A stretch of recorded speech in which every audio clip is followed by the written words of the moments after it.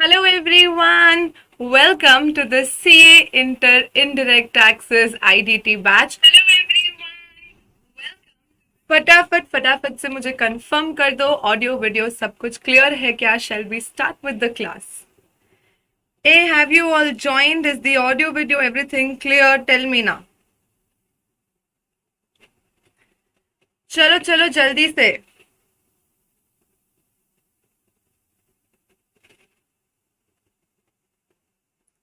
I'll just open the comments here.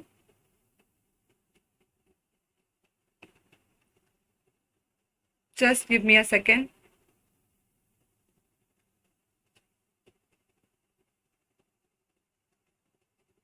Yes, all clear guys. चलो, कैसे हो आप सब? मस्त एकदम।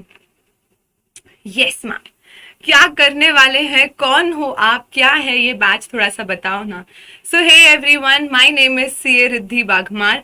मई 2022 में मैंने सीए क्लियर किया था एंड ऑल्सो मेरे all 3 levels of CFA which is chartered financial analyst वो भी क्लियर हो गया है।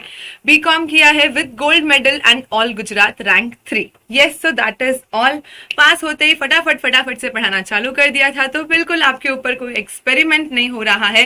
This is the 5th batch that I am taking for CA final and CA inter both. अच्छा ma'am, and to top it all, मेरे CA final में IDT में थे 82 मार्क्स। ओहो मैम, क्या बात कर रहे हो? यस, तो बिल्कुल आप सेफ हैंड्स में हो। कैसे पेपर लिखना है, क्या करना है, क्या एग्जाम में आता है, कैसे हम पढ़ने वाले हैं, सब कुछ हम विद द बैच देखने वाले हैं। ओके मैम, सब्जेक्ट के बारे में और बैच के बारे में बताओ। तो एट सीए इंटर लेवल आपका ग्रुप 1 में पेपर आता है टैक्सेशन का। सो हम जो सब्जेक्ट पढ़ रहे हैं that is group 1 paper number 3 taxation, जिसमें आपका 50 मार्क्स का आता है डायरेक्ट टैक्स का पोर्शन एंड रिमेनिंग 50 मार्क्स का आता है आपका इनडायरेक्ट टैक्स का पोर्शन। हम यहाँ पे कवर करने वाले हैं ये 50 मार्क्स वाला इनडायरेक्ट टैक्सेस। ओके मैम, मतलब आप हमारे ग्रुप 1 के पेपर नंबर 3 का एक पार्ट हमको पढ़ाने वाले हो। बिल्कुल मैम। क्या होता है आईडीटी? हमने कभी 11th 12th फाउंडेशन लेवल में तो इसको सुना ही नहीं है, हमको कोई आइडिया ही नहीं है। अरे तो डू नॉट वरी, मैं हूं ना। चल, एक बार पहले पूरा पेपर पैटर्न समझते हैं, क्या मार्किंग आती है, क्या सिलेबस है, ये सब देखते हैं। हम कितने टाइम में पूरा सब्जेक्ट खत्म कर लेंगे। आपको बैच में आना है तो क्या लेके आना है, मटेरियल क्या होगा, टेस्ट के बारे में क्या होगा। 10-15 मिनट्स में I will give you entire brief and उसके बाद अपन सब्जेक्ट की तरफ आगे बढ़ेंगे। चलो, किसी को फुल फॉर्म पता है क्या? आईडीटी का फुल फॉर्म क्या होता है? बताओ ना मेरे को कमेंट सेक्शन में। एकदम ऐसा एक्टिव रहने का, फटाफट फटाफट। मैम क्वेश्चन पूछे नहीं उसके पहले अपने को आंसर देने का। बिल्कुल आपकी टाइपिंग स्पीड बढ़ जानी चाहिए कि वो भी आपको बोलेगी कि हाय हाय, आजकल तो एकदम फास्ट फास्ट तुम्हारा रिप्लाई आ जाता है। चलो, आईडीटी क्या होता है? मैम आईडीटी होता है इनडायरेक्ट टैक्स। इनडायरेक्ट टैक्स मतलब मैम कुछ डायरेक्ट टैक्स भी होता होगा, हाँ, जो आपको राहुल सतीजा सर पढ़ाने वाले हैं। डायरेक्ट टैक्स करके भी कुछ होता है जो आपका 50 मार्क्स का पेपर है, लेकिन जो रिमेनिंग 50 मार्क्स का है IDT which is in direct tax. 50 marks के लिए ये पेपर आपके एग्जाम में आता है, जिसमें आपको 30% आ जाते हैं एमसीक्यू एंड 70% आ जाता है आपका डिस्क्रिप्टिव पोर्शन। ओके मैम, क्या टाइम में आप हमको ये पूरा सब्जेक्ट खत्म करवा दोगे? अपनी जो आईडीटी की बैच होती है वो होती है 50 to 55 आवर्स की। वाओ मैम, मतलब 1 घंटा पढ़ने पे हमको 1 मार्क मिलने वाला है क्या? बिल्कुल, 1 घंटा पढ़ने में आपको 1 मार्क मिलने वाला है, यानी every single hour that we are studying in the batch आपके लिए इंपॉर्टेंट हो जाएगा। मैम 55 आवर्स में सब खत्म हो जाएगा क्या? हाँ, टैक्सेशन का आपका जो पेपर है उसमें डायरेक्ट टैक्स पोर्शन बहुत लंबा है। आप डीटी पढ़ोगे तो आपको समझ में आएगा कि फॉर दोज 50 मार्क्स ओनली आपको बहुत सारा पढ़ना है, बहुत सारे हेड्स ऑफ इनकम और सिलेबस काफी वास्ट है। कंपैरेटिवली आईसीएआई ने आपको आईडीटी में खाली 15 चैप्टर्स दिए हैं। मैम 15 खाली थोड़ी ना होता है, 15 खाली थोड़ी ना होता है। 15 में से आप देखोगे कि कुछ 5-6 चैप्टर्स है जो बड़े हैं, बाकी सारे चैप्टर्स अपनी नोट्स में जब आप देखोगे तो 4 पेजेस, 5 पेजेस, 6 पेजेस, बस उससे बड़े ज्यादा कोई चैप्टर्स नहीं है। ऑलमोस्ट 200 पेजेस में तो आपकी पूरी बुक ही खत्म हो गई है। मैम कौन सी बुक से पढ़ाते हो आप? आपको मिलने वाली है अपनी आईडीटी की हैंड रिटन नोट्स। आपने अगर किसी अपने सीनियर से आईडीटी बाय रिद्धि वाघमार के बारे में पूछा होगा तो उन लोगों ने आपको सबसे पहले बताया होगा हमारी इन हैंड रिटन नोट्स के बारे में। मैम हैंड रिटन मतलब ये कोई फॉन्ट नहीं है जो मैंने हैंड रिटन चूज किया है, ये मैंने खुद लिटरली पेन से आईपैड में पूरी बुक आपकी लिखी है हाथ से। मतलब मैम हमको नोट्स नहीं बनाने पड़ेंगे क्या? नहीं, मैं आपको स्क्रिबल करवाऊंगी, जो इंपॉर्टेंट चीजें हैं मेरे साथ लिखवाऊंगी, एक रफ बुक हम मेंटेन करेंगे, क्वेश्चन प्रैक्टिस हम करेंगे, लेकिन आपको पूरी पूरी चीजें लिखने की बिल्कुल जरूरत नहीं है, क्योंकि मैंने आपको पूरा का पूरा नोट्स यहाँ पे हैंड रिटन बना के दे दिया है। एंटायर बुक सी आपको यहाँ पे चार्ट्स, टेबल्स, फिगर्स, न्यूमोनिक्स, सब कुछ मिलेगा इस हैंड रिटन बुक में, जो हमने पूरा पूरा खुद से लिखा है। तो इसी बुक से हम पढ़ते हैं, which is just 200 pages. So you understand, जब हम लिखते हैं तो पेजेस ज्यादा यूज होते हैं। मतलब यही बुक अगर प्रिंटेड होती तो समवेयर अराउंड 150 पेजेस में खत्म हो गई होती। तो 50 मार्क्स के लिए आपको 150 पेजेस पढ़ने हैं, 3 पेज पढ़ने पे आपको 1 मार्क मिल जाते हैं। मैम ये तो काफी सिंपल हो गया, 1 घंटा पढ़ने पे 1 मार्क और 3 पेज पढ़ने पे 1 मार्क। ये मेरी तरफ से है, including all the question answers. अपनी जो क्वेश्चन बैंक है उसमें ICAI study material, last 5-6 attempt के पास्ट पेपर्स के क्वेश्चन, रिवीजन टेस्ट पेपर और मॉक टेस्ट पेपर, ये सारी सोर्सेस से क्वेश्चंस को कंपाइल करके अपनी क्वेश्चन बैंक बनी है। मतलब इसके बाहर आपको एक और कोई भी क्वेश्चन सॉल्व करने की जरूरत नहीं है। इस पूरे क्वेश्चन बैंक के कंपाइलेशन में सब कुछ आ गया, जहां से भी ICAI के पुराने कोई क्वेश्चन रहे हैं, इनफैक्ट ओल्ड कोर्स में भी कोई क्वेश्चन था तो उसको अमेंड करके अपने सिलेबस के अकॉर्डिंग एप्लीकेबल करके और अपन ने अपने क्वेश्चन बैंक में इनकॉर्पोरेट कर लिया है। काफी एग्जॉस्टिव क्वेश्चन बैंक है, आपको कुछ कुछ चैप्टर्स में 40-50 क्वेश्चंस भी देखने मिलेंगे, जिसमें से मैं आपको ABC मार्किंग भी करवाऊंगी, लेकिन कवरेज एक बार क्लास में पूरा हो जाएगा। तो मैम आप सिर्फ इंपॉर्टेंट क्वेश्चंस करवा के बाकी होमवर्क दोगे क्या? बिल्कुल नहीं। हम सारे क्वेश्चंस, बाय सारे I mean every single question that is there in the question book, मैं आपको क्लास में ही मेरे साथ लिख के सॉल्व करवाने वाली हूँ। तो 50 to 55 आवर्स तो हमारी नॉर्मल बैच होती ही है। कभी हम लोग ज्यादा क्वेश्चन प्रैक्टिस करते हैं, एक्स्ट्रा और क्वेश्चंस ले लेते हैं, तो 60 आवर्स तक भी हमारी बैच चली जाती है। बस उससे ज्यादा आईडीटी की आपकी बैच नहीं होने वाली है। लेकिन मैम दूसरे फैकल्टीज तो 100 आवर्स की बैच ले रहे हैं, तो आपका कैसे 60 में खत्म हो जाएगा? कुछ स्किप तो नहीं करवा दोगे हमको?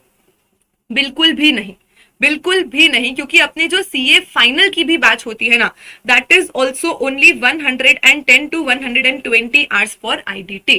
हम कुछ भी स्किप नहीं करते, वो हमारा पढ़ने का तरीका है। आप 3-4-5 क्लासेस अटेंड करोगे, आपको समझ में आएगा कि मैम आप तो एक ही चीज हमको 3-3 4-4 बार रिविजन भी करवाते हो, लिखवाते भी हो, समझाते भी हो, लर्न भी करवाते हो, फिर भी अपना जल्दी हो जाता है। Yes, because that is the technique जो हमने डिवाइस करी है। प्लस हम जो मेजर अपना टाइम सेव करते हैं वो हैंड रिटन बुक के कारण है, जिसमें सारी चीजें इतनी सिंप्लीफाइड तरीके से, इतनी अच्छी तरीके से आपको दे दी है कि आपको बार बार लिखने में, कॉपी करने में बिल्कुल भी क्लास में टाइम वेस्ट नहीं होगा। एंड हम ये 50 to 60 आवर्स में अपना पूरा बैच कंप्लीट कर लेंगे, जिसमें पूरा ICAI स्टडी मटेरियल अपन कवर करेंगे।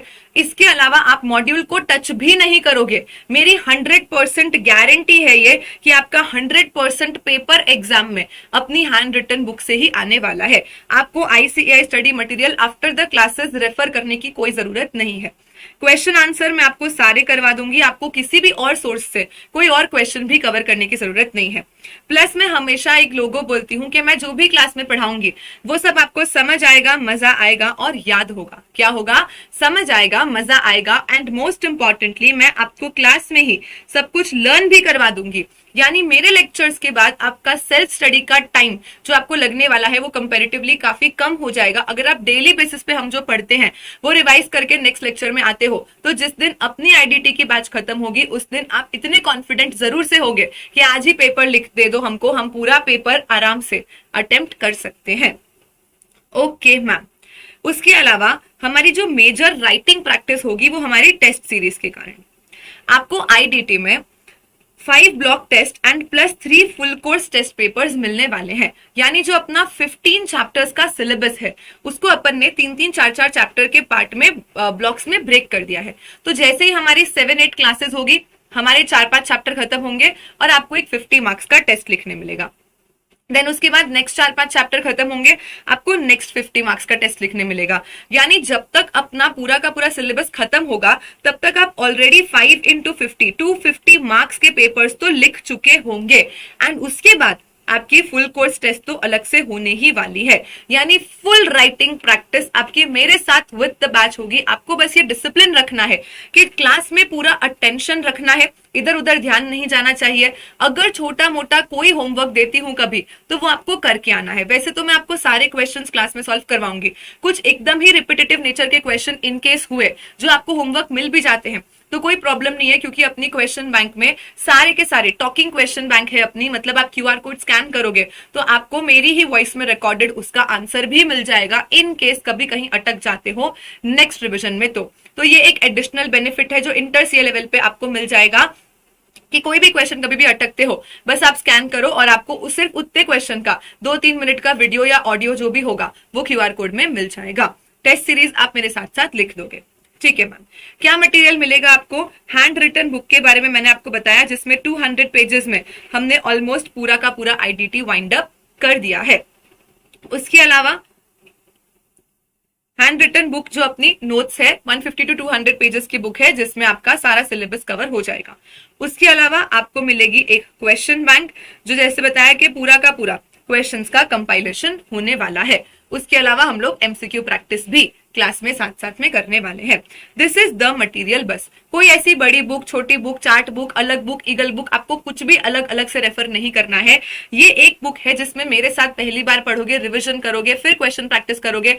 आप अगर यूट्यूब पे देखोगे तो आपको हर अटेम्प्ट का इंटर CA का revision, marathon, paper solving, RTP, MTP सब कुछ मिल जाएगा। तो हम जो भी यूट्यूब रिविजन, मैराथन वगैरह करते हैं वो भी सब कुछ हम इस हैंड रिटन बुक से ही करते हैं। तो मैं मेरे साथ आपको 4 से 5 बार तो ये पूरी बुक करवा ही दूंगी, 2 बार आपको सेल्फ स्टडी और करना है एंड बस you are ready for the examination. भाई जो पास्ट अटेम्प्ट था उसमें CA फाइनल में जिसके ऑल इंडिया हाईएस्ट मार्क्स थे IDT में, रोहित गर्ग, वो भी अपने ही स्टूडेंट रहे हैं। तो अब मुझे तो भाई आदत लग चुकी है कि मेरे स्टूडेंट के ऑल इंडिया हाईएस्ट मार्क्स आने चाहिए। तो अब ये आपकी जिम्मेदारी हो जाती है कि मुझे 50 में से एटलीस्ट 45 प्लस मार्क्स आप लोग IDT से लाके दोगे। पास तो आपको टैक्सेशन के पेपर में मैं सिर्फ IDT से ही करवा दूंगी। DT में आपको क्या करना है? रैंक की तैयारी करके लानी है। मैम हमको तो सिर्फ पास होना है टाइप छोटू मोटू कोई सोचेगा ही नहीं। डे 1 से हम इतनी अच्छी मेहनत जब करने वाले हैं तो ऑफ कोर्स आपका टारगेट रैंक होना चाहिए, आपका टारगेट एग्जामिनेशन तो कम से कम होना ही चाहिए। मैम अगर हमको कोई डाउट हुआ तो अगर आपको कोई डाउट हुआ तो आपके सारे डाउट्स मैं पर्सनली सॉल्व करने वाली हूँ। कोई टीम, कोई जूनियर, कोई CA फाइनल का स्टूडेंट, कोई नहीं।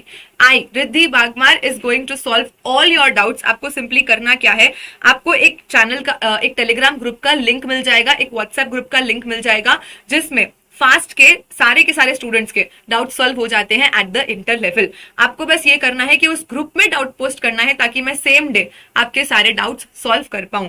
उसके अलावा अगर कोई पर्सनल डाउट आपको और है तो फिर 9714111666 ये मेरा नंबर है। आप इसको नोट कर लो, सेव कर लो, जो करना है कर लो। आप इस नंबर पे मुझे कभी भी टेक्स्ट या व्हाट्सएप कर सकते हो। Please do not call. अगर कभी लगता है कि कॉल पे बात करनी है तो भी व्हाट्सएप ड्रॉप करना या टेलीग्राम ड्रॉप करना कि मैम कुछ हमको समझना है, सीखना है, सेल्फ स्टडी के बारे में आपसे पूछना था, कैसे क्या करे, कोई और प्रॉब्लम है, कोई और टेंशन है, कुछ भी है, just drop me a text that ma'am I want to connect with you on call and I will call you back. बस कॉल मत करना, बाकी आप कभी भी मैसेज करो, I will be there available for you and this is my the only number. मतलब अगर मेरे मम्मी पापा भैया भी कॉल करेंगे तो इसी पे कॉल करेंगे और आप भी इसी पे कॉल करने वाले हो। तो ऐसा कोई नहीं है कि आपका कॉल या आपका टेक्स्ट कभी भी नेग्लेक्ट हो जाएगा, बिकॉज मेरा ये एक ही नंबर है for family as well as students are also my family. चलो ये तो हो गया मेरी तरफ से आपको क्या मिलेगा। अब आपको क्या करना है, तो आपको रोज क्लास में लेके आना है कैलकुलेटर। ऑफ कोर्स टैक्स का पेपर है, अपन क्वेश्चंस प्रैक्टिस करेंगे, कैलकुलेटर लगेगा।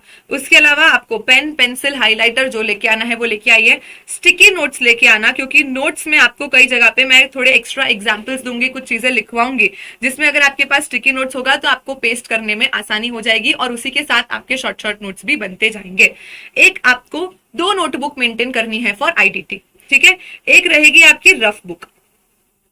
अब रफ बुक में आप रोज 5-6 ऐसे ही कोरे पेपर लेके आ जाओ, रफ शीट लेके आ जाओ, कुछ भी लेके आ जाओ चलेगा, बिकॉज मैं आपको बहुत ज्यादा लिखवाती नहीं हूँ। हैंड रिटन बुक आपके पास रहेगी, मैं आपको स्क्रिबल करवाऊंगी। जैसे ही हम कोई चीज लर्न करेंगे, समझेंगे, आई विल टेल यू कि चलो फटाफट मेरे साथ रफ में स्क्रिबल करो, स्क्रिबल करो। छोटे छोटे से क्वेश्चन होंगे तो वो भी आपको रफ में स्क्रिबल करना रहेगा। तो ऑलमोस्ट आपको हर लेक्चर में 4-5 आपके रफ पेजेस भर जाएंगे। तो या तो आप एक रफ बुक ही मेंटेन कर लो जिसमें रोज स्क्रिबल करते जाओ, या आप रोज 3-4 लूज पेपर्स लेके आओ और आपको मेरे साथ स्क्रिबल करना है। आपको छुट्टी मिलेगी ही नहीं, मैं स्क्रिबल करके आपसे फोटो भी मंगवाती हूँ कि चलो मेरे को फोटो भेजो। आई विल रैंडमली से एनी स्टूडेंट्स नेम कि चलो भाई वासु चिरायु फोटो खींच के भेजना, तो आपने मेरे साथ स्क्रिबल किया कि नहीं, एंड आपको वो भेजना पड़ेगा। So make sure you are maintaining this rough book. And plus एक ओनली 50 पेजेस की आपको फेयर बुक मेंटेन करनी है। क्या बात कर रहे हो मैम, ओनली 50 पेजेस? अकाउंट्स वकाउंट्स में 3-4 रजिस्टर भर के रख जाएंगे हमारे। हाँ, क्योंकि मैं आपको सब कुछ लिख के दे रही हूँ ना, क्वेश्चन बैंक में सब कुछ सॉल्व है, हैंड रिटन बुक में सब कुछ प्रॉपर्ली रिटन है, आपको ज्यादा नहीं लिखना पड़ेगा। सो अब 50 pages fair book would be enough, जहां पे हम एडिशनल कोई चार्ट, कोई एग्जाम्पल, कोई बड़ा कोई ट्रिकी क्वेश्चन है जो हम लिखेंगे, तो इससे ज्यादा आपको बुक नहीं लगेगी, ठीक है। ड्यूरेशन हमने डिस्कस कर लिया सब कुछ। अब एक चीज आती है, क्योंकि हम लोग टैक्स पढ़ते हैं तो एक अमेंडमेंट का प्रॉब्लम आता है। अमेंडमेंट मतलब मैम टैक्स है ना, तो गवर्नमेंट चेंज करती रहती है कि भाई आज इतने परसेंटेज एप्लीकेबल है, आज ये टैक्सेबल है, आज वो एग्जेम्प्ट हो गया। तो मैम अमेंडमेंट का कैसे होगा, मतलब अपनी बैच न्यू है, एकदम कंप्लीट है। तो देखो, अभी जो आईसीएआई का लेटेस्ट स्टडी मटेरियल रिलीज हुआ है 2-3-4 दिन पहले, जो लेटेस्ट स्टडी मटेरियल रिलीज हुआ है 31 अक्टूबर तक का, उसके जितने भी अमेंडमेंट्स है वो सारे के सारे अपनी बैच में कवर हो जाते हैं।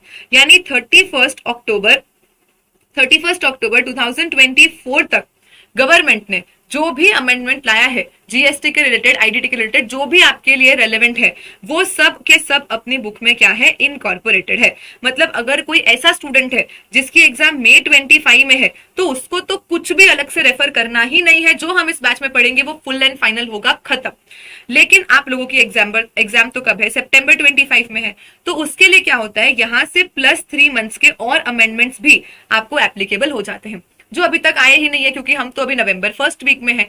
तो जैसे जैसे हम अपना सिलेबस कंप्लीट कर लेंगे एंड उसके बाद अगर कोई भी चेंजेस आते हैं फॉर योर एग्जाम, आईसीएआई जो भी अपना स्टैट्यूटरी अपडेट रिलीज करता है, उसका अलग से notes, PDF, video, revision, question सब कुछ आपको मिल जाएगा। तो अमेंडमेंट्स की टेंशन आपको नहीं लेनी है, वो टेंशन मुझे है कि जिस दिन आपकी एग्जाम होगी उस दिन तक जो भी आपके लिए एप्लीकेबल होगा सब कुछ आपको टाइमली बेसिस पे प्रोवाइड कर दिया जाएगा। बिकॉज जीएसटी में ऐसा नहीं चलेगा कि आपने पुराना कुछ पढ़ लिया है और वही आप एग्जाम में चले गए, तो नहीं, क्योंकि आपका more than 20% of the paper तो जो अमेंडमेंट्स रहते हैं, जो नई चीजें रहती है, उसमें से बनता है। तो ये चीजें तो एटमोस्ट इंपॉर्टेंट हो जाती है। तो जो अपनी बुक है उसमें आपको जो भी ग्रीन कलर से देखने मिलेगा, ग्रीन फॉन्ट से मैंने हैंड रिटन बुक में जो भी लिखा है, वो सब समझ जाना कि आपके अटेम्प्ट के लिए अमेंडमेंट है, चेंज है, और वो मोस्ट इंपॉर्टेंट हो जाएगा। बिना मेरे बोले उसमें से आपका 20% ऑफ द पेपर तो बनने ही वाला है। तो जो भी अमेंडमेंट्स है, चेंजेस है, वो सब मैंने आपकी बुक में ग्रीन कलर से आपको हाईलाइट करके दे दिए हैं। प्लस जैसे जैसे आप एग्जाम में अटेम्प्ट कर रहे हो, आप जो भी अपना अटेम्प्ट चूज करते हो कि आपको मई में देना है, सितंबर में देना है, जैन में देना है, तो आपके लिए जो जो रेलेवेंट होता जाएगा, जैसे जैसे आईसीआई अपना स्टार्ट अपडेट रिलीज करती जाएगी, वैसे वैसे मैं आपको चेंजेस इनकॉर्पोरेट करके नया पीडीएफ और वीडियो प्रोवाइड करवा दूंगी। ठीक है मैम, चलिए, तो ये हो गई बैच की बात, हमारी बात, बुक्स की बात, टेस्ट की बात कि हम कैसे क्या करने वाले हैं। बोलो सब कुछ क्लियर? किसी को कुछ पूछना है, कोई डाउट है तो बता दो फटाफट से, वरना अब हम स्टार्ट करेंगे विथ द सिलेबस कि मैम कौन से चैप्टर्स है, क्या हम पढ़ेंगे। अभी तो पहली बार हम लाइफ में टैक्स वर्ड सुन रहे हैं, तो टैक्स होता क्या है, आईडीटी होता क्या है, हमको थोड़ा सब्जेक्ट के बारे में बताओ। वो सब अब हम डिस्कस करेंगे। उसके पहले बता दो किसी को कोई डाउट है about the batch, books, duration, test, whatever it is, you can ask me. नहीं तो लिख दो मैम ऑल क्लियर, तो हम आगे बढ़ेंगे। एक अपना रिवाज है कि भाई जब भी बच्चों को एकदम क्लास में मजा आ जाता है तो बच्चे कमेंट सेक्शन में डालते हैं दिल दिल, आग आग, बॉम बॉम इमोजीज। कभी आपके किसी सीनियर से सुना होगा कि रिद्धि मैम की क्लास में एकदम ऐसा मजा आ जाए, सब कुछ समझ आ जाए, याद आ हो जाए, तो बच्चे कमेंट सेक्शन को लिट बना देते हैं। अपने को बिल्कुल ऐसा कोरा कोरा खाली खाली कमेंट सेक्शन नहीं पसंद, एकदम इमोजी वाला खतरनाक दिल दिल आगा बॉम बॉम वाला कमेंट सेक्शन अपना होना चाहिए। मेरे को भी एनर्जी मिलेगी और आपको भी एनर्जी मिलेगी। तो जल्दी से मुझे बता दो फटाफट से दिल दिल आगा बॉम बॉम इमोजीज डाल के कि मैम सब एकदम क्लियर है, सब समझ में आ गया। आप तो अब चालू करिए, हम बहुत एक्साइटेड है लाइफ में पहली बार टैक्स पढ़ने के लिए। चलो एवरीवन फटाफट से वीडियो को लाइक कर दो, बोलना ना पड़े। हाँ जी मैम, लेट अस स्टार्ट। आय हाय इमोजीज इमोजीज इन दी कमेंट सेक्शन। चलिए हम पढ़ रहे हैं इनडायरेक्ट टैक्स, ठीक है। पर्टिकुलरली हमको तो इंटर सीए लेवल पे एक ही टाइप का इनडायरेक्ट टैक्स पढ़ना है जिसका नाम है जीएसटी। मैम और भी इनडायरेक्ट टैक्स होते हैं क्या? हाँ, कस्टम्स वगैरह भी होता है जो आप सीए फाइनल लेवल पे पढ़ोगे। तो एज सच अभी आपको मेरे साथ बस एक ही टाइप का इनडायरेक्ट टैक्स पढ़ना है जीएसटी। लेकिन उसके पहले आप मुझे कमेंट सेक्शन में लिख के बताओ कि टैक्स क्या होता है। टैक्स अगर कोई आपसे पूछ ले आके कि टैक्स क्या होता है, भाई तू सीए कर रहा है, बहन तू सीए कर रही है, एक बात बता टैक्स क्या होता है। कि तुम सीए लोग हो, रिटर्न विटर्न भरते हो, लोगों का टैक्स भरते हो, तो क्या हमको टैक्स वर्ड का मीनिंग पता है? चलो एनीवन, युक्ति, यशपाल, वासु, चिरायु, संके, हमको क्या टैक्स का मीनिंग पता है? कि मैम मतलब ऐसा मैम पता है पर हम बता नहीं पा रहे।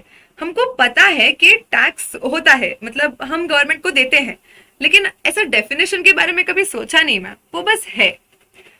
देखो टैक्स का मतलब होता है सिंपली एक कंपलसरी पेमेंट, जिसको हम बोलते हैं पिक्यूनरी मॉनेटरी कंपलसरी पेमेंट, जो आपको क्या करना है, गवर्नमेंट को करना है।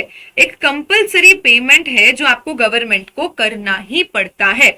मैम क्यों? गवर्नमेंट ने ऐसा क्या किया हमारे लिए? भाई आपको ना लगता हो कि किया हो, लेकिन गवर्नमेंट ये देश चलाती है। आपको इंफ्रास्ट्रक्चर मिल रहा है, पानी मिल रहा है, लाइट मिल रही है, रोड मिल रहा है, सब सिक्योरिटी मिल रही है, पुलिस है आपका ध्यान रख रही है। तो ये सारा चीजों को चलाने के लिए पैसा कहां से आएगा गवर्नमेंट के पास? जब हम उनको टैक्स भरेंगे तब तो ना उनको वो पैसा मिलेगा।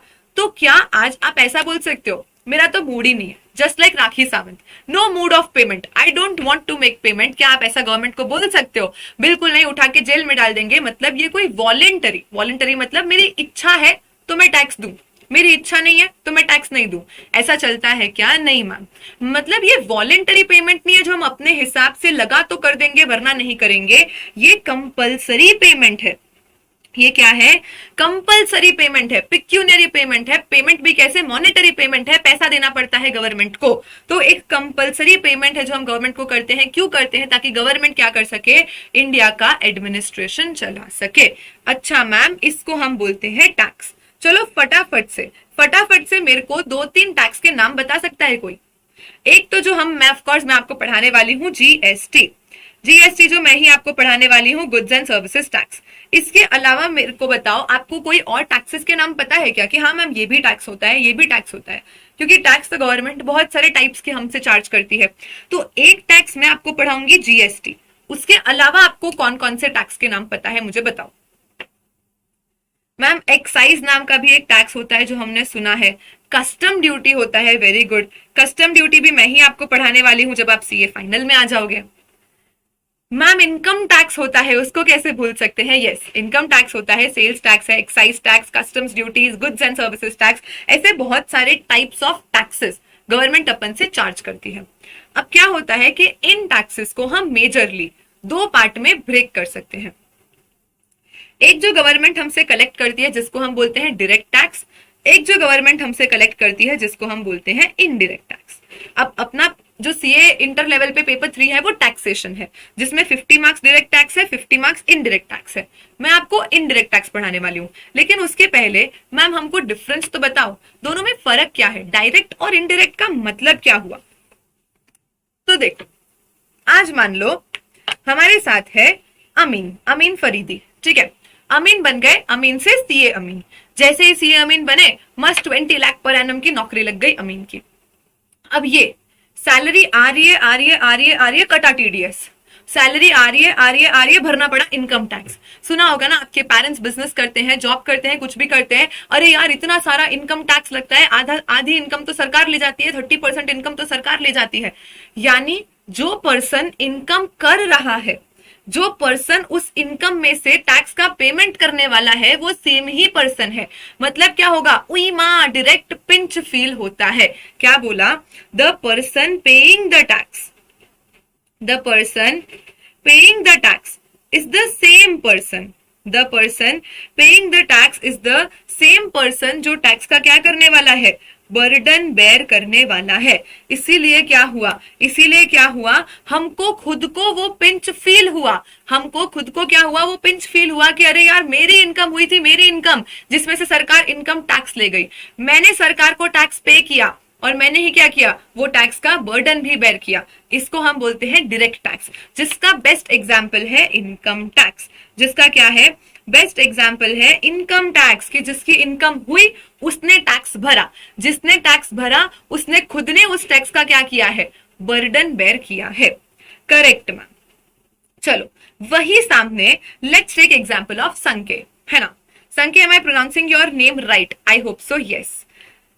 सो संके गए शॉप पे, मार्केट गए और संके ने लिया एक BMW। आय हाय, क्या बात कर रहे हो मैम, ज्यादा खुश ना हो, BMW is Balaji masala wafer. Ma'am हमारी पॉकेट मनी के साथ तो हम यही अफोर्ड कर पाएंगे एज ऑफ नाउ। हाँ जी, तो संके ने क्या किया, एक 20 रुपीज का बड़ा वाला, चलो नॉट छोटा वाला, संके अमीर आदमी है, वो 20 वाला बड़ा बालाजी मसाला वेफर ले लिया। ठीक है मैम। अब एक बात बताओ, कभी आपने अगर कोई चीज खरीदी है और उधर MRP देखी होगी, तो नीचे ना ब्रैकेट में ऐसा छोटा सा लिखा होता है, इंक्लूसिव ऑफ ऑल टैक्सेस। कभी ऐसा पढ़ा है? जब लिखा होता है MRP ₹20, तो नीचे का है ना, सब ब्रैकेट में छोटा सा लिखा होता है, इंक्लूसिव ऑफ ऑल टैक्सेस। बोलो ना। हाँ मैम, तो ये कौन से टैक्सेस है जो हम पे करके आ जाते हैं और हमको पता ही नहीं चलता है?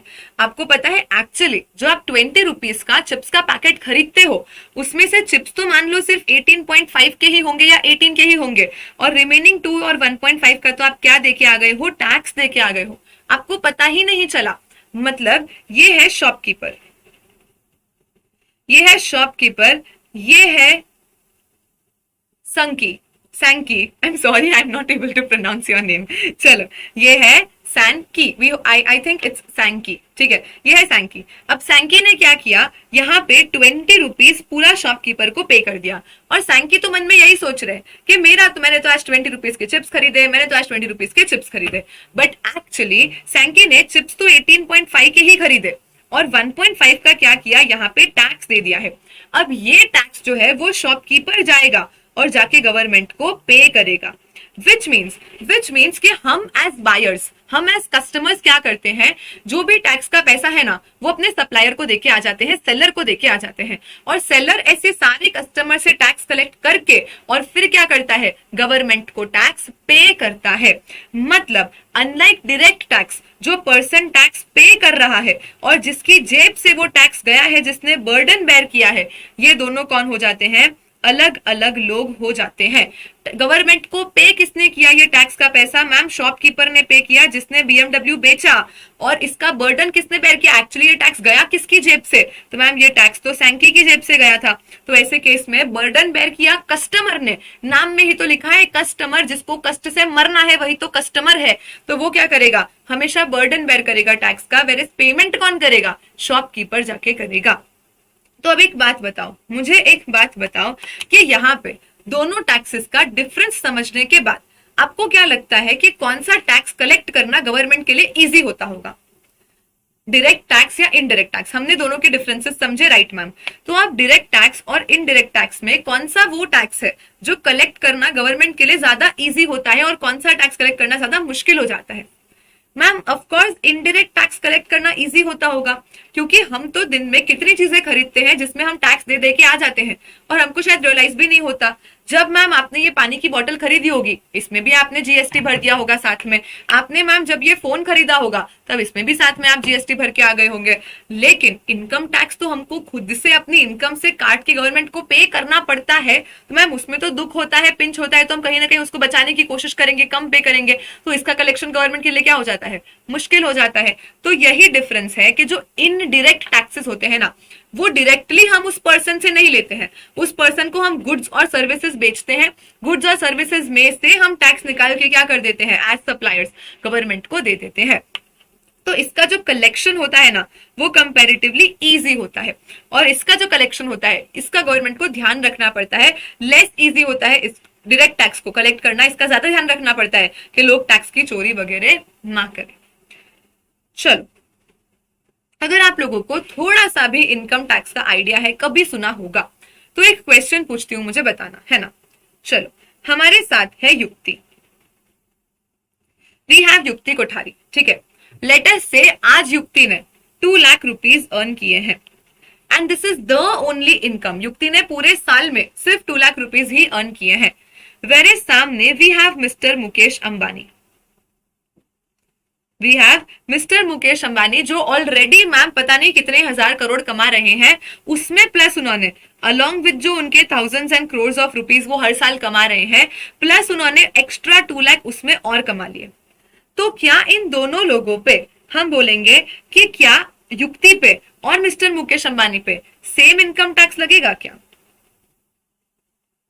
बताओ। चलो, युक्ति ही मुझे इसका आंसर देगी, या सब लोग आंसर देके बताओ फटाफट से कि अगर युक्ति की बस टोटल इनकम ही पूरे साल में 2 लाख रुपीज है, एंड मिस्टर मुकेश अंबानी जो ऑलरेडी थाउजेंड करोड़ कमा रहे हैं, एंड प्लस एक्स्ट्रा 2 लाख और कमा लिए, तो ये जो 2 लाख दोनों ने कमाए हैं, क्या इस पे सेम इनकम टैक्स लगेगा कि अलग अलग लगेगा? मैम ऑफ कोर्स अलग अलग लगेगा। इतना आइडिया तो हमको भी है कि गवर्नमेंट बोलती है कि कुछ 2.5 लाख 5 लाख तक तो आपको टैक्स ही नहीं भरना है, फिर और इनकम बढ़ती है तो 5%, 10%, 30%, ऐसे जिसकी जितनी जितनी इनकम बढ़ती जाती है मैम, उतना उतना गवर्नमेंट क्या करती जाती है, टैक्स बढ़ाती जाती है।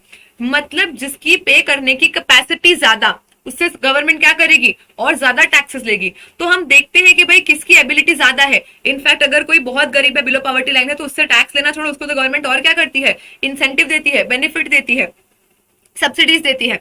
तो यानी जो डायरेक्ट टैक्सेस होते हैं ना, वो क्या होते हैं, प्रोग्रेसिव इन नेचर होते हैं।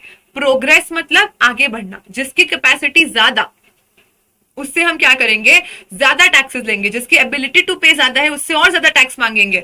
ये डायरेक्ट टैक्स का एक नेचर है कि वो प्रोग्रेसिव होता है। वेरेज जब हम लोग बात करते हैं इनडायरेक्ट टैक्स की, तो अब अपने क्वेश्चन में जैसे कि सैंकी गए थे बीएमडब्ल्यू लेने, और मिस्टर मुकेश अंबानी चले गए बीएमडब्ल्यू लेने, तो क्या दोनों को वो चिप्स का पैकेट 20 रुपीज में ही मिलेगा? हाँ मैम, मतलब दोनों ने ही क्या किया, 18 का चिप्स और 2 रुपीज का उसमें इंक्लूसिव टैक्सेस जीएसटी क्या किया, शॉपकीपर को देके आ गए। मतलब, और मान लो कोई बिलो पॉवर्टी लाइन पर्सन है जिसकी इनकम ही 0 है, वो भी अगर किसी से उधार लेके भी चिप्स लेने गया, तो क्या उसको भी सेम टैक्स भरना पड़ेगा? The answer is yes. तो जो इनडायरेक्ट टैक्सेस होते हैं वो क्या होते हैं, रिग्रेसिव इन नेचर होते हैं। रिग्रेसिव मतलब हम देखेंगे नहीं कि कौन कितना पे करने के लिए केपेबल है, हमको जितना टैक्स लेना है हम सबसे उतना टैक्स क्या करेंगे, ले ही लेंगे। We are not going to see the capacity. We are not going to see the capacity of the person who is paying the taxes. हमारा फिक्स है कि हमको क्या चाहिए, इतना इतना टैक्स चाहिए ही चाहिए। यानी बेसिकली डायरेक्ट टैक्स में हम पर्सन को देखते हैं, डायरेक्ट टैक्स में हम क्या करते हैं, पर्सन को देखते हैं कि हम कौन से पर्सन से टैक्स ले रहे हैं, उसकी क्या कैपेसिटी है, वैसे टैक्स लो। वेयर रिग्रेसिव में हमको पर्सन से मतलब नहीं है, चाहे सैंकी जाए, युक्ति जाए, अंबानी जाए, टाटा जाए, कोई भी जाए, हमको तो सेम ही टैक्स चाहिए। मतलब क्या गुड्स बिक रहे हैं, क्या सर्विस बिक रहा है, वो इंपॉर्टेंट हो जाता है। हम बोलेंगे कि यहाँ पे चिप्स इंपॉर्टेंट हो गया कि चिप्स बिका तो 2 रुपए का टैक्स चाहिए, which means direct tax normally person पे लगता है, इंसान पे लगता है, जो कमा रहा है वो भर रहा है, उसकी कैपेसिटी देखेंगे। इनडायरेक्ट टैक्स तो क्या हो जाता है, गुड्स या सर्विसेज पे लग जाता है कि भाई गुड्स बिका तो हमको टैक्स चाहिए, चाहे किसी ने भी खरीदा हो, कुछ भी किया हो, उससे हमको कोई फर्क नहीं पड़ता है। चलो, विद दिस एक्सप्लेनेशन क्या आप सबको ये समझ में आया कि टैक्स क्या होता है? नेक्स्ट हमको क्या ये समझ में आया कि डायरेक्ट टैक्स क्या होता है और इनडायरेक्ट टैक्स क्या होता है। फटाफट से बोलो, समझ आया, मजा आया और याद हुआ क्या? मैम नोट्स में से पढ़ाओ ना। बिल्कुल, चलो। Come to GST in India and introduction. What is tax? Tax क्या होता है? लेट अस सी, क्या हमने जो पढ़ा है वही टैक्स होता है क्या? मैम एक पिक्यूनरी बर्डन, पिक्यूनरी मतलब मॉनेटरी बर्डन, कंपल्सरी बर्डन जो इंडिविजुअल्स पे या प्रॉपर्टी ओनर्स पे गवर्नमेंट ने डाल रखा है ताकि हम गवर्नमेंट को सपोर्ट कर सके। It's a payment exacted by legislative authority. Legislative authority मतलब गवर्नमेंट की जो अथॉरिटी है वो हमसे पेमेंट मांगती है। एक्सैक्टेड मतलब निकलवाना, पेमेंट कलेक्ट करना, पेमेंट लेना। तो जो लेजिस्लेटिव अथॉरिटी है वो हमसे क्या करती है? ये पेमेंट निकलवाती है, ये पेमेंट लेती है ताकि हम क्या कर सके? गवर्नमेंट को सपोर्ट कर सके। ये कोई डोनेशन नहीं है, आप एहसान नहीं कर रहे, आप दान नहीं दे रहे गवर्नमेंट को कि जाओ गवर्नमेंट दिया हमने तुमको टैक्स। ना बाबा ना, तुमको झक मार के देना ही पड़ेगा। ये क्या हो जाता है? एनफोर्स्ड कंट्रीब्यूशन हो जाता है। ये कोई वॉलेंटरी पेमेंट नहीं है, आपको ये पेमेंट करना ही पड़ेगा। ये हो जाता है हमारा एनफोर्स्ड कंट्रीब्यूशन। ऐसा सब एग्जाम में नहीं आता है, ये सिर्फ इंट्रोडक्टरी पार्ट है, ठीक है? मतलब इतनी वैल्यू नहीं है आईसीआई कि आपको पूछेगी व्हाट इज टैक्स, पूछ ले तो मजा आ जाए कि उससे इजी तो कोई पेपर ही नहीं है, बट वैसा नहीं आता है। ये सब कुछ अंडरस्टैंडिंग पर्पज से है। ओके मैम, चलो। अब टैक्स कौन कौन से टाइप के होते हैं? तो डायरेक्ट टैक्स और इनडायरेक्ट टैक्स। डायरेक्ट टैक्स क्या होता है? प्रोग्रेसिव इन नेचर होता है, जिसकी एबिलिटी हायर उसको हम टैक्सेस लेंगे higher. Whereas indirect tax regressive in nature होता है, जहां पे सब इक्वली ही पूरा का पूरा बर्डन बेयर करते हैं इररिस्पेक्टिव ऑफ किसकी कितनी एबिलिटी है। यहाँ पे बर्डन क्या होता है? शिफ्ट हो जाता है। मेजर रीजन कि हमने इसका नाम इनडायरेक्ट रखा है, मतलब जिससे टैक्स चाहिए ना, डायरेक्टली उससे नहीं कलेक्ट कर रहे हैं, इनडायरेक्टली किसी और के थ्रू उससे वो पैसा हम कलेक्ट कर रहे हैं। तो यहाँ पे बर्डन जो टैक्स पे कर रहा है ना, वो और आगे अपने कस्टमर पे शिफ्ट कर देता है। So the person paying the taxes is not the same as person bearing the burden of those taxes. Whereas direct tax क्या होता है? जो पर्सन टैक्स पे करता है वो हिमसेल्फ उसका बर्डन बेयर कर लेता है। The person paying the tax to the government directly bears the incidence of tax, whereas the person paying the tax to government collects the tax from the ultimate customer. मतलब tax का incidence क्या हो जाता है? Shift हो जाता है to the other person. बोलो absolutely clear everyone with the difference between direct tax and indirect tax. Example हम समझ लिए हैं। डायरेक्ट टैक्स इनकम टैक्स जो आपको फास्ट में राहुल सर पढ़ाने वाले हैं। उसके बाद इनडायरेक्ट टैक्स जो आपको custom duty CA final level पे मैं ही पढ़ाने वाली हूं, और जीएसटी हम अभी सीए इंटर लेवल पे पढ़ ही रहे हैं। बोलो everyone, any problem, any question, या हम आगे बढ़े?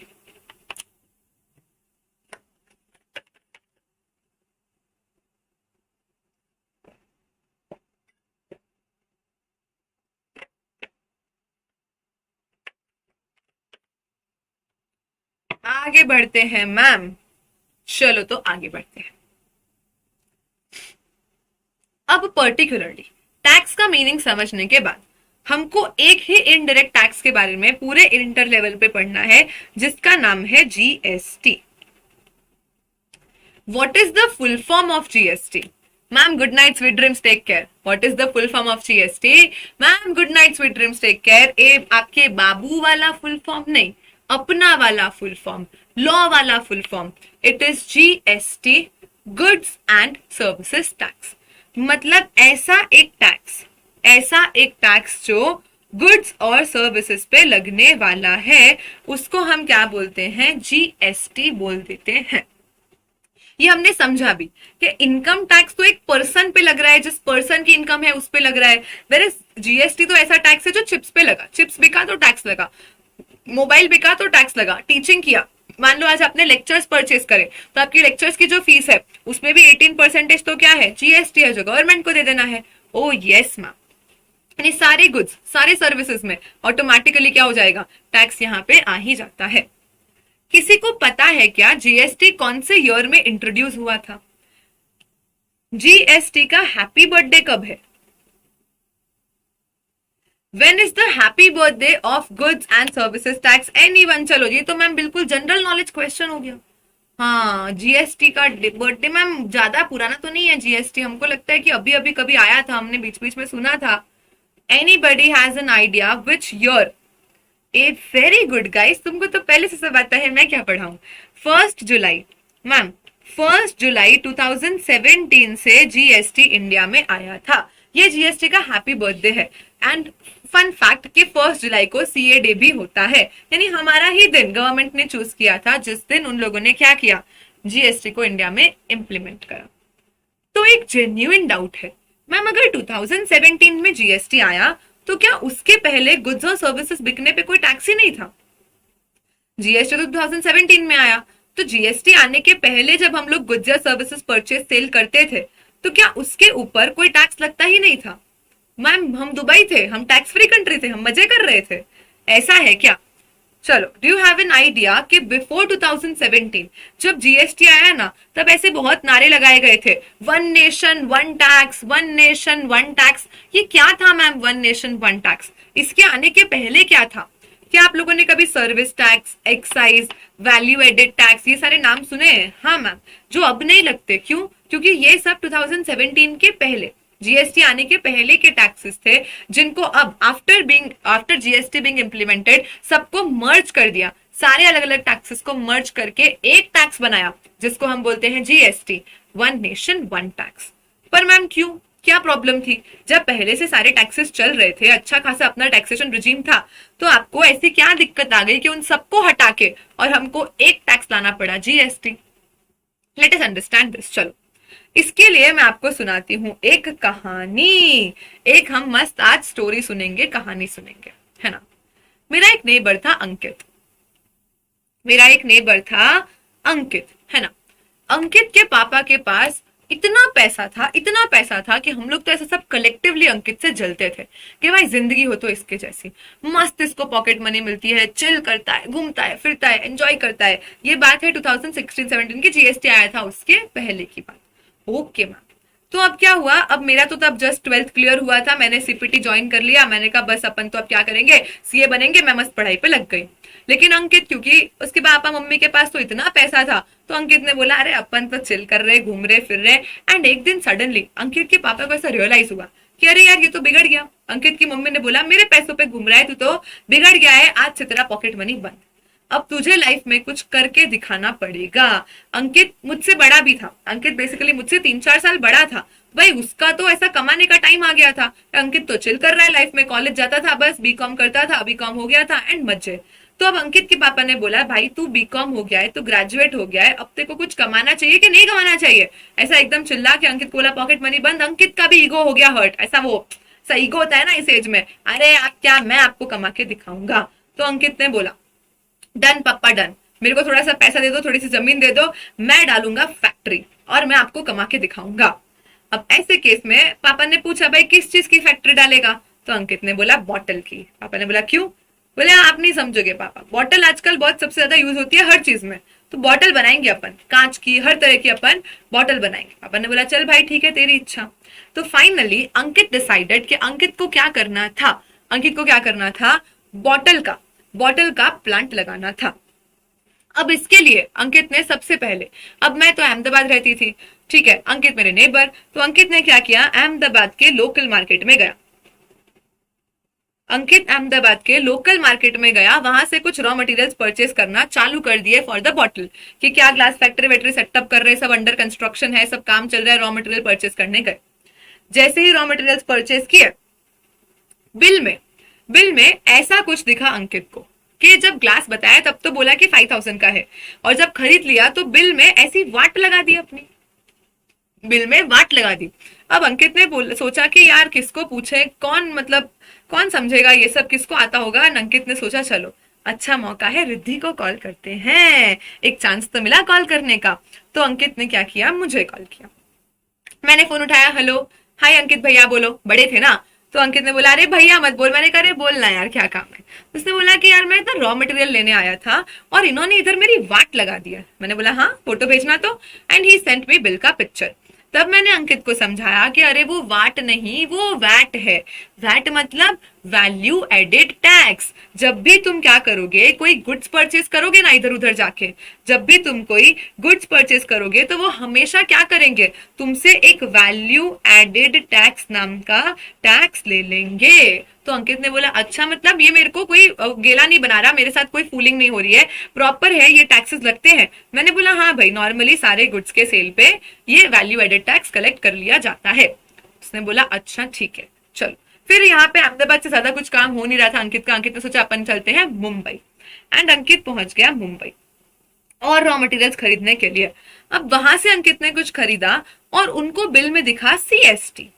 नाउ अंकित वॉज प्रिपेयर्ड कि अगर मैं कोई कुछ खरीदूंगा तो मेरी वैट तो लगने वाली है, मुझे एक वैल्यू एडेड टैक्स नाम का टैक्स भरना पड़ेगा, वैट। लेकिन ये सीएसटी क्या है? अंकित ने सोचा अरे एक और मौका मिल गया रिद्धि को कॉल करने का। अंकित ने दोबारा से कॉल किया, बोले हेलो रिद्धि। मैंने बोला हाँ अंकित भैया। अरे भैया मत बोल। मैंने कहा अरे बोलना यार। तो अंकित ने बोला यार आपने मुझे बताया था ना रिद्धि कि एक वैट नाम का टैक्स लगता है, पर यहाँ तो सीएसटी हो रहा है, ये सीएसटी क्या है? मैंने बोला अहमदाबाद में नहीं हो क्या? अंकित ने बोला नहीं, मैं तो बाहर आ गया था। मैंने बोला अच्छा, मैं आपको बताना भूल गई थी कि जब भी आप इंट्रा स्टेट गुड्स परचेज करोगे ना, इंट्रा स्टेट मतलब गुजरात से गुजरात में, अहमदाबाद कहाँ है गुजरात में, तो अगर आप गुजरात से गुजरात में गुड्स सेल परचेज करते हो ना तो वैल्यू एडेड टैक्स लगता है। लेकिन अगर आप गुजरात से बाहर चले गए, अब आप तो महाराष्ट्र चले गए, मुंबई में हो, तो ऐसे केस में जब आप इंटर स्टेट गुड्स में डील करते हो, इंटर स्टेट गुड्स में, तब आपको कौन सा टैक्स लग जाता है? CST, which is central sales tax. जब आप क्या करोगे, इस स्टेट से बाहर जाके परचेसेस करने लग जाओगे, तब क्या हो जाएगा? सेंट्रल सेल्स टैक्स नाम का सीएसटी लगने लगता है। अंकित ने बोला ओके, गुजरात में गुड्स के लिए मुझे वैट लग जाएगा और गुजरात के बाहर गुड्स के लिए सीएसटी लग जाएगा। Thank you Riddhi. मैंने बोला चलो कोई नहीं, मेरा सारा सीए का ज्ञान का फायदा तो आप ही ले रहे हो। ऐसा बोल के मैंने फोन रख दिया। अब अंकित ने सोचा कि यार रॉ मटेरियल्स मिल गए, फैक्ट्री सेटअप हो गया, सब हो गया, फैक्ट्री एकदम ऐसे सुंदर सी बनानी है, फैक्ट्री एकदम मस्त दिखनी चाहिए, मजा आ जाना चाहिए कि कोई फैक्ट्री में घुसे ना, घुसते से ही अपन को ऑर्डर दे दे। इसके लिए अंकित पहुंच गए शाहरुख खान के घर। हाँ मैम वो क्या करेगा? शाहरुख खान नहीं करेगा, शाहरुख खान की बीवी करेगी। मुंबई में तो था ही अंकित, तो वो कहाँ पहुंच गया? सीधा एसआरके के घर मन्नत में पहुंच गया। किससे मिलने? गौरी से मिलने। क्यों मैम? क्योंकि गौरी की इंटीरियर डिजाइनिंग की कंपनी है, डी डेकोर नाम की। उसने बोला हाँ। मैंने बोला ठीक है ना, चले जाना, एसआरके को बोलना कि रिद्धि रिद्धि मेरी फ्रेंड है, रिद्धि के रेफरेंस से हूँ, तो अंदर ले लेगा, ऐसा कोई प्रॉब्लम नहीं है। तो अंकित गया, सीधा मेरा रेफरेंस दिया एंड अंकित को अंदर बुला लिया शाहरुख खान ने। गौरी से मिला, सब डिसाइड कर लिया, फाइनल हो गया कि ऐसा ऐसा फैक्ट्री बनाना है, ये इंटीरियर डेकोरेशन करना है। गौरी ने बोला पैसा अपने को एडवांस चाहिए और इनवॉइस पकड़ा दिया अंकित के हाथ में, जिसमें कोई तो टैक्स लगा था जिसका नाम था सर्विस टैक्स। अंकित ने बोला अरे यार ये क्या हो रहा है? दोबारा अंकित गया फटाफट से वॉशरूम। हेलो रिद्धि। मैंने हाँ अंकित भैया। अरे भैया मत बोल। मैंने कहा अरे बोलना यार। तो अंकित ने बोला यार आपने बताया था ना कि मुंबई में तो सिर्फ एक सीएसटी नाम का टैक्स लगता है, शाहरुख खान भी लोगों के साथ ऐसा फ्रॉड करता है क्या कि मेरे से सर्विस टैक्स कलेक्ट कर रहा है? मैंने बोला अरे क्या लिया? बोले इंटीरियर डेकोरेशन का सर्विस लिया, सर्विस।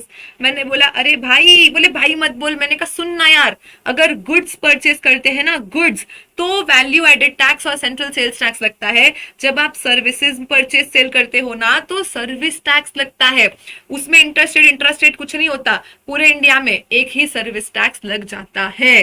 तो अंकित ने बोला अरे बाप रे, चक्कर आने लग गए, कितने सारे टाइप के टैक्सेस। लेकिन फाइनली अंकित वॉज हैप्पी कि चलो मेरा सारा परचेज हो गया, मेरी फैक्ट्री सेटअप हो गई, सब कुछ हो गया। अब मेरा मौका आएगा कि मैं लोगों को गुड्स बेचूंगा और लोगों से वैट और सीएसटी कलेक्ट करूंगा। मैंने बोला अरे भाई थांबा, आप जब मैन्युफैक्चरिंग करोगे, अब आप अपनी फैक्ट्री स्टार्ट कर रहे हो, आप जब मैन्युफैक्चरिंग करोगे ना, तो मैन्युफैक्चरिंग पे गवर्नमेंट क्या लगाती है? एक्साइज नाम का एक और टैक्स लगाती है। बस यहां अंकित ने बोला हो गया, मुझसे ना हो पाएगा। Excise, VAT, CST, service tax, municipal taxes, octroi, local taxes, purchase taxes, कितने सारे टाइप के टैक्सेस है, लग्जरी टैक्सेस। मैं इन सबके साथ डील करूं, टैक्सेस को समझूं, या मैं धंधा करूं, कंप्लायंसेस करूं? तो ऐसा प्रॉब्लम सिर्फ अंकित को नहीं, अंकित के पास तो चलो फिर भी एक ऑप्शन था कि मुझे कॉल करके समझ लेता। नॉर्मल लोगों को इतना टैक्स और फाइनेंस का आइडिया नहीं होता है, तो वो क्या करे? इतने सारे टैक्सेस को समझे, उनके कंप्लायंसेस करे एंड प्लस उनके लूप होल्स के साथ डील करे या बिजनेस करे। गवर्नमेंट को ये प्रॉब्लम समझ में आने लग गई थी।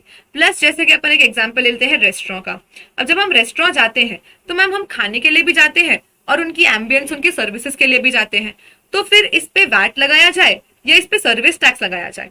अब ये चीज तो ऑलरेडी बहुत क्लियर नहीं थी। तो ऐसे कुछ चीजें जैसे कि सॉफ्टवेयर हो गया, रेस्टोरेंट हो गया, जिनका डिस्टिंक्शन ही क्लियर नहीं है कि उनको गुड्स मानना चाहिए कि सर्विस मानना चाहिए, तो उनपे ढेर सारी गवर्नमेंट वैट भी लगा देती थी, लोग वैट भी लगा देते थे और सर्विस टैक्स भी लगा देते थे। मतलब एक ही चीज में दो दो टैक्सेस लगाओ। प्लस इसके अलावा एक प्रॉब्लम और क्या थी, मान लो 100 रुपीज के गुड्स है, मैन्युफैक्चर हुए, उस पर 10 रुपए का एक्साइज तो लग गया, फिर सेल्स करते टाइम पूरे 110 पे दोबारा से वैट लगता था। मतलब ऐसे केस में हम इस एक्साइज वाले टैक्स के ऊपर भी और टैक्स भर रहे हैं, जिसको हम कास्केडिंग बोलते थे। क्या बोलते थे? Cascading, tax on tax. एक बार एक्साइज लग चुका है एंड अब आपको फिर से कोई और टैक्स लगाना है तो सिर्फ इस 100 पे लगाओ ना। इस लगे हुए टैक्स के ऊपर आप और टैक्स क्यों लगा रहे हो? मान लो कि वैट 20% है तो 20% 100 का लगाओ ना। 110 का 20% लगाओगे मतलब आपने इस 10 के ऊपर भी और टैक्स लगा दिया, जो तो खुद ऑलरेडी अपने आप में एक तरीके का टैक्स था। इस चीज को हम क्या बोलते हैं? Tax on tax, cascading effect. तो ऐसी बहुत सारी प्रॉब्लम्स थी कि मल्टीपल टैक्सेस का कंप्लायंसेस कैसे करें। गुड्स है कि सर्विस है, क्लियर नहीं हो पा रहा है तो वैट भी लगा दो, सर्विस टैक्स भी लगा दो। इतने सारे टैक्सेस के बारे में समझना, प्लस एक्साइज के ऊपर वैट और लग रहा है। अंकित ने बोला भाई मेरे से नहीं होगा, मेरे को बिजनेस करना ही नहीं है।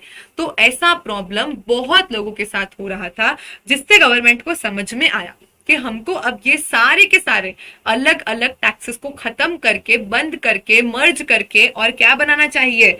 वन नेशन वन टैक्स बनाना चाहिए, जिसको मर्ज करके आज सारे गुड्स, सारे सर्विसेज, इंटरस्टेट, इंट्रास्टेट, कुछ भी है, सबके ऊपर बस एक टैक्स लगता है, जिसको हम क्या बोलते हैं? जीएसटी बोलते हैं, गुड्स एंड सर्विसेज टैक्स बोलते हैं। बोलो जीएसटी क्यों आया? की कहानी आपको समझ में आई क्या? कोई चीज की देखो, जीएसटी समझने से पहले ये समझना जरूरी है ना कि जीएसटी को लाया ही क्यों। बिकॉज जीएसटी आने के पहले भी हमारे अर्लियर टैक्सेस तो थे ही। तो अर्लियर टैक्सेस में ऐसा क्या प्रॉब्लम था जिसके कारण हमको जीएसटी लाना पड़ा? तो वो पूरा प्रॉब्लम आपको समझाया, which is also a question in the module, कि पुराने टैक्सेशन रिजीम की डेफिशिएंसीज क्या थी।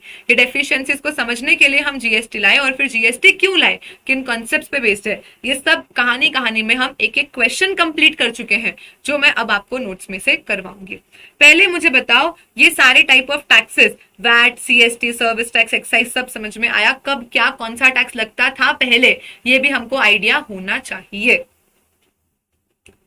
बोलो ना एवरीवन। Yes ma'am. भूख लग गई क्या? फटाफट फटाफट से आंसर दो रे।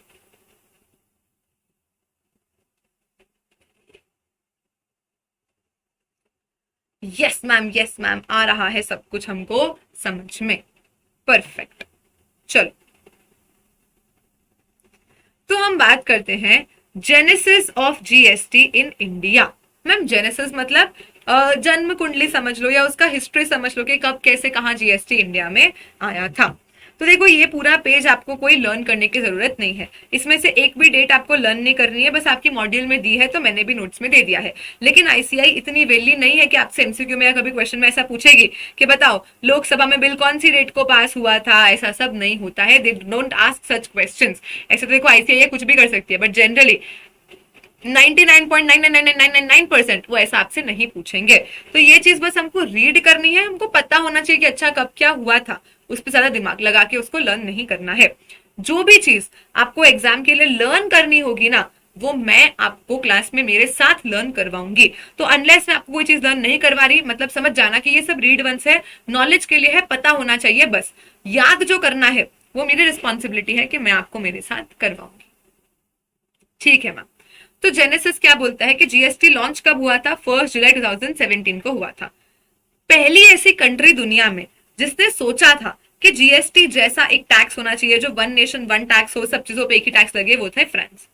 तो France was the first country in entire world. हाँ, ये शायद एमसीक्यू में फिर आ जाए, ऐसा एक पॉइंट है कि पहली कौन सी कंट्री थी पूरी दुनिया में जिसने जीएसटी इंप्लीमेंट किया, जिसने ऐसा सोचा भी कि ऐसा वन नेशन वन टैक्स अपन ला सकते हैं। तो it was France which was the first country to ever implement GST. And उसके बाद सबको आइडिया बहुत अच्छा लग गया, तो बहुत सारी कंट्रीज ने इसको कॉपी कर लिया। And presently including India more than 160 countries है जिन्होंने ऑलरेडी जीएसटी को अडॉप्ट कर लिया है। जेनेसिस क्या है? तो 2000। मैम कब कब कब? 2000। आप लोग तो पैदा भी नहीं हुए थे और मैं जस्ट पैदा हुई थी। क्या बात कर रहे हो मैम? इनफैक्ट मेरे पैदा होने के पहले की ही बात है ये भी। आई वॉज बोर्न ऑन 20 दिसंबर 2000। तो इसके पहले इस साल के बीच में ही कभी ना कभी क्या हुआ था, तब हमारे जो प्राइम मिनिस्टर थे उन्होंने सोचा कि जीएसटी जैसा कुछ अपन को इंडिया में भी इम्प्लीमेंट कर लेना चाहिए। मतलब आप और मैं बॉर्न भी नहीं हुए थे, मैं तो होने वाली थी, तब गवर्नमेंट को लगा कि बस अब परफेक्ट टाइम आ चुका है, जीएसटी पढ़ाने वाली बॉर्न होने वाली है, तो अब अपन क्या करते हैं, जीएसटी को इंडिया में ला देते हैं। तो बस ऐसा मेरे बर्थडे का ही वो लोग वेट कर रहे थे। और फिर 2000 में क्या हुआ कि जो अपने प्राइम मिनिस्टर है उन्होंने कॉन्सेप्ट ऑफ जीएसटी मूड किया, मूड मतलब सेटअप किया, पहली बार इंट्रोड्यूस किया और एक कमिटी को एस्टैब्लिश किया कि वो कमिटी क्या करेगी, अब देखेगी इंडिया में कैसे जीएसटी लाना चाहिए, क्या करना चाहिए, सब स्टडी करे, सब समझे। उसके लिए हमने एक कमिटी को सेटअप करा। देन 4-5-6 साल कमिटी ने काम किया एंड 2006-7 में जो तब जो अपने फाइनेंस मिनिस्टर थे पी चिदम्बरम जी, उन्होंने टड़ी टड़ी में होशियारी में बजट में अनाउंस भी कर दिया कि भाई 1 अप्रैल 2010 से तो हम जीएसटी ला देंगे इंडिया में। एंड उसके बाद जीएसटी डेडलाइंस को मिस करता गया एंड फाइनली दिसंबर 2014 में गवर्नमेंट ने कॉन्स्टिट्यूशन अमेंडमेंट बिल को लोकसभा में इंट्रोड्यूस किया। अब ये चीज आपने सोशल साइंस में 10th 11th 12th स्टैंडर्ड में कभी तो स्कूल में पढ़ी होगी कि अगर कोई भी एक्ट बनना होता है ना, तो एक्ट बनने के पहले वो लोकसभा में पास होता है, फिर लोकसभा के बाद वो राज्यसभा में पास होता है, राज्यसभा में पास होने के बाद प्रेसिडेंट ऑफ इंडिया उसको असेंट करते हैं, साइन करते हैं, उसके बाद वो बिल अल्टीमेटली क्या बनता है, एक्ट बनता है। पहले हम क्या करते हैं, बिल इंट्रोड्यूस करते हैं लोकसभा में, जो आता है फिर राज्यसभा में, फिर प्रेसिडेंट के पास जाता है, अल्टीमेटली वो फिर क्या बनता है, एक्ट बनता है। तो वैसे ही जीएसटी लाने के लिए हमने इंडिया की कॉन्स्टिट्यूशन को अमेंड करना था। क्यों मैम, कॉन्स्टिट्यूशन को अमेंड करने की क्या जरूरत थी, अपन इसी चैप्टर में आगे देखेंगे कि क्यों जीएसटी लाने के लिए कॉन्स्टिट्यूशन अमेंड करना पड़ा था। अभी ये समझो क्यों, वो बाद में समझाऊंगी। तो हमने लोकसभा में बिल इंट्रोड्यूस किया, कॉन्स्टिट्यूशन 102nd अमेंडमेंट बिल हमने इंट्रोड्यूस करा कि भाई हमको कॉन्स्टिट्यूशन को अमेंड करना है, हमको जीएसटी लाना है। फिर 2015 में लोकसभा में पास हुआ, फिर 2016 में राज्यसभा में पास हुआ, फिर 2016 में प्रेसिडेंट ने असेंट कर दिया कि यस, और फाइनली अपना कॉन्स्टिट्यूशन अमेंड हो गया। कॉन्स्टिट्यूशन 101st अमेंडमेंट एक्ट बना, कॉन्स्टिट्यूशन अमेंड हुआ।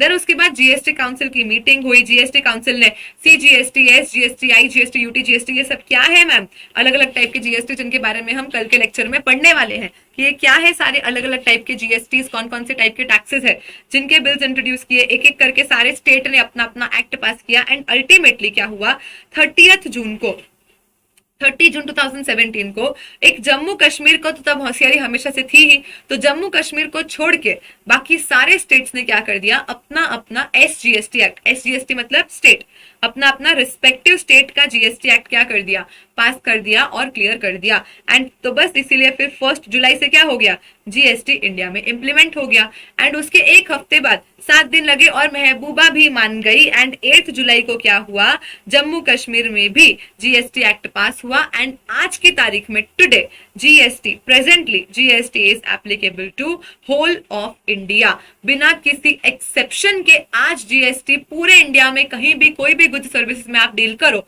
जीएसटी ही एप्लीकेबल है। इसलिए तो बोलते हैं वन नेशन वन टैक्स, कि पूरा इंडिया का हर corner, any goods services that you are dealing in, बस एक ही तरीके का टैक्स लगेगा, जिस टैक्स को हम क्या बोल देंगे, GST, goods and services tax बोल देंगे। Perfect ma'am. तो व्हाट इज जीएसटी, क्या है जीएसटी, जीएसटी है goods and services tax. What is GST, goods and services tax. Perfect. Need for GST in India, जो मैंने आपको समझाया कि क्या जरूरत आ गई थी ऐसी तो कि हमको जीएसटी लाना पड़ा इंडिया में। तो भाई जीएसटी इसलिए लाना पड़ा क्योंकि जो पुराने अर्स्टवाइल मतलब तब का जो टैक्सेशन रिजीम था, उसमें बहुत सारे इल्स थे। मैम इल्स मतलब बीमारी, तकलीफ, प्रॉब्लम, डेफिशिएंसीज थी। वो सारी डेफिशिएंसीज क्या थी, ये सारी थी जिनको सॉल्व करने के लिए नीड हो गई थी कि जीएसटी को इंडिया में लाना पड़े। तो एग्जाम में हो सकता है कि आपसे पूछ ले कि व्हाट वाज द नीड, तो उनको बताओ कि पुराने टैक्सेशन रिजीम में जो प्रॉब्लम्स थी वो सॉल्व करने के लिए जीएसटी लाना था, एंड प्रॉब्लम्स क्या थी वो आपको बतानी पड़ेगी। या ऐसे भी क्वेश्चन आ सकता है कि what were the deficiencies in the early taxation regime, कि पुराने टैक्सेशन रिजीम में क्या प्रॉब्लम्स थी, क्या डेफिशिएंसीज थी, वो समझाओ। तो ये 4 पॉइंट लिख के आने, जो हम ऑलरेडी अंकित की कहानी में समझ चुके हैं। सबसे पहला क्या था, cascading effect. Ma'am cascading effect मतलब टैक्स पे टैक्स लगना। जैसे कि 1000 रुपीज के गुड्स मैन्युफैक्चर हुए हैं, एग्जाम्पल 12.5% का एक्साइज है, तो 125 का लग गया एक्साइज। तो गुड्स हो गए 1125 के। अब इसके ऊपर दोबारा से जब वैट लगेगा ना 14%, तो वो इस एक्साइज की फिगर पे भी लग गया है, मतलब गवर्नमेंट टैक्स पे भी हमसे टैक्स और कलेक्ट कर रही है। तो ये तो गलत हो गया ना, तो टोटल इनवॉइस वैल्यू तो हमको और बढ़ गया। हमने टैक्स के ऊपर और कुछ परसेंटेज से टैक्स पे किया, जिसको हम कास्केडिंग बोलते हैं।